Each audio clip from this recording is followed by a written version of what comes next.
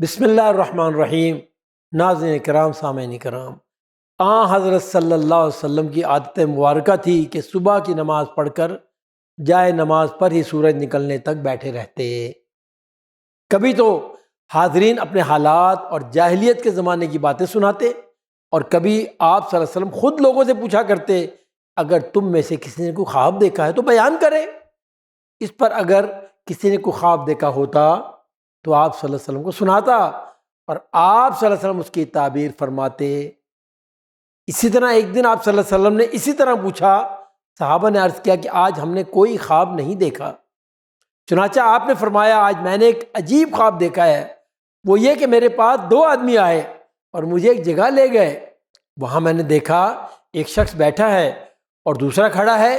جو کھڑا ہے اس کے ہاتھ میں لوہے کی ایک سیخ ہے، وہ اس سیخ کو بیٹھے ہوئے آدمی کے جبڑے میں اس زور سے گھسیٹتا ہے کہ اس کی گدی تک پہنچ جاتی ہے وہ سیخ، پھر نکال کے دوسرے جبڑے کی طرف یہی عمل کرتا ہے اور برابر اسی طرح عذاب دیے جاتا ہے۔ میں نے پوچھا یہ کیا ہے؟ ان دونوں نے بیان کیا کہ یہ ایسا آدمی ہے جو جھوٹی باتیں مشہور کیا کرتا تھا، اور ہوتے ہوتے اس کی باتیں دنیا بھر میں مشہور ہو جاتی تھیں، اور یہ اس کی سزا ہے۔ پھر آگے چلے تو دیکھا کہ ایک شخص سیدھا لیٹا ہوا ہے اور ایک دوسرا آدمی اس کے سرہانے پتھر لیے کھڑا ہے اور زور سے اس کے سر پہ پتھر مارتا ہے۔ جب پتھر لڑک کر پرے چلا جاتا ہے تو مارنے والا پھر اسے اٹھا کر لاتا ہے۔ اسی دوران اس کا زخم ٹھیک ہو جاتا ہے، واپس آ کر پھر اسے پہلی طرح سر پر مارتا ہے۔ غرض اسی طرح ہوتا رہتا ہے۔ میں نے پوچھا یہ کیا ہے؟ تو میرے ساتھیوں نے کہا کہ یہ وہ شخص ہے جسے اللہ تعالیٰ نے قرآن کا علم دیا تھا، مگر یہ نہ رات کو قرآن پڑھتا نہ دن کو اس پر عمل کرتا تھا، اب اس کو برابر یہی عذاب ملتا رہے گا۔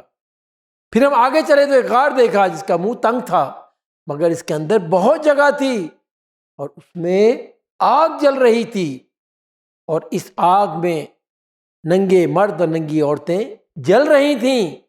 جب آگ زور سے بھڑکتی تو وہ لوگ اس کے شعلوں کے ساتھ اچھلتے۔ میں نے پوچھا یہ کون لوگ ہیں؟ تو مجھے بتایا گیا یہ بدکار لوگ ہیں۔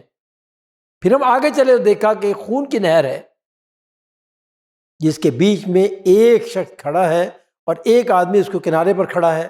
کنارے والے آدمی کے پاس بہت سے پتھر رکھے ہوئے تھے۔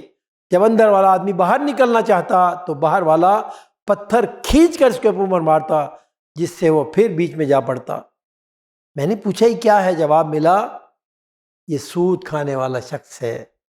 پھر ہم آگے گئے تو ایک نہایت سرسبز باغ میں پہنچے۔ اس میں ایک بڑا درخت تھا اور اس درخت کے نیچے ایک بزرگ بیٹھے تھے، ان کے گرد بہت سے بچے بھی تھے، اور درخت کے پاس ہی بیٹھا ہوا ایک اور شخص آگ دہکا رہا تھا۔ میں نے پوچھا کہ یہ کون ہے؟ جواب ملا یہ بزرگ حضرت ابراہیم علیہ السلام ہیں، اور بچے جو ان کے گرد ہیں یہ بچے وہ ہیں جو چھوٹی عمر میں معصوم مر گئے تھے، اور یہ شخص جو آگ دہکا رہا ہے یہ دوزخ کا داروغہ ہے۔ پھر میرے دونوں رفیق مجھے اس درخت پر چڑھا لے گئے۔ اوپر جا کے میں نے ایک گھر دیکھا، وہ مجھے اندر لے گئے۔ وہاں بہت سے جوان مرد اور عورتیں اور بچے بھی تھے۔ پھر اس گھر سے نکل کر مجھے درخت کی دوسری شاخ پر لے گئے، وہاں بھی ایک گھر تھا اور بہت شاندار خوبصورت تھا۔ اس میں بہت سے بڈھے اور جوان تھے۔ میں نے پوچھا یہ گھر کیسے ہیں؟